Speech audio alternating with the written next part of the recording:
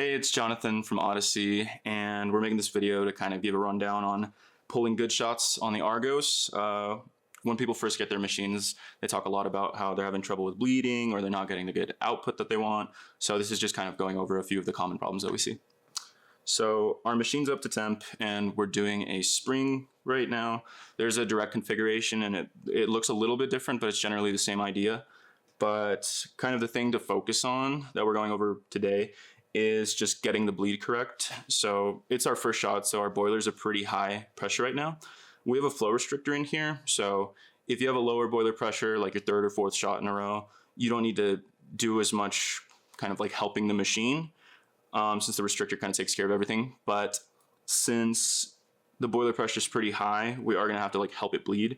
So what I'm gonna do is first lock this portafilter in.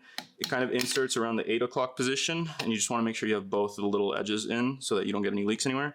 And then just lock it in nice and firm.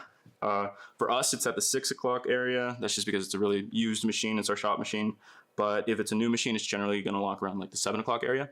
So it's no problem, as long as it's snug, as long as there's no leaks. That's really all you need to look for. And for pushing the lever down, you can kind of hold the base plate here, or you can hold the portafilter. I like holding the portafilter, just feels a bit better, so you can get a good like overhand push. And you kind of want to push into the machine instead of straight down, just because the lever sticks out pretty far, so you don't want to tip the machine over. And so I'm going to push this lever down just below the horizontal point of the lever. You're going to start hearing like a gurgling or a hissing. It's just the air bleeding out of it. And once that stops, I'm going to push it all the way down. And then you're going to kind of feel vibration in the lever. That's just more air bleeding out through the air bleed in the piston. And once that's all done bleeding out, we should start getting like puck saturation. So I'm just going to get into it and kind of talk through it. So I'm pushing down.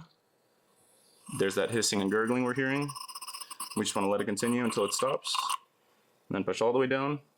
I'm feeling a little bit of vibration. It's all done. And there's our saturation. And once you get whatever you want to get out, just let go of the lever. And we have a nice shot there. It's looking good. And generally, like one clear sign that you got a bleed wrong is when you let go of the lever in spring, it's going to shoot up like a few inches and you're just not going to get very good output. But kind of just barely rose up in the beginning. Shot's looking good. So we're happy with that. To pull the portafilter out, there is water still in there since there's no pumps or anything. It's a dipper style machine. So to kind of prevent any mess from happening, we're just gonna lower this like 2 inches. Sometimes you hear a little burp there, and then just undo the portafilter. It's gonna be a little bit wet still, but that's just kind of the nature of the machine.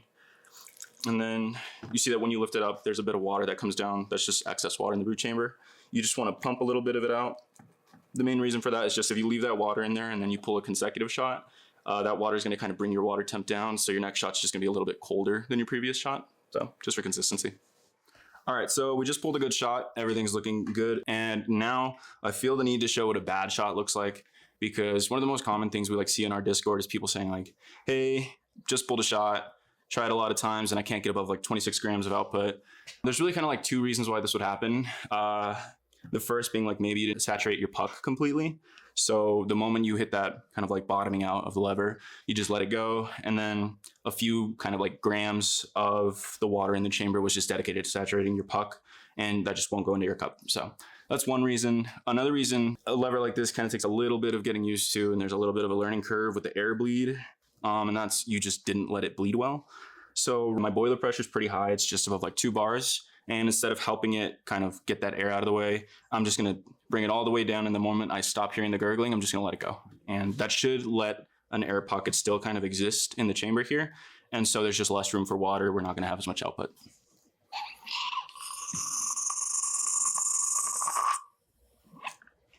This lever shot up like 3-4 inches.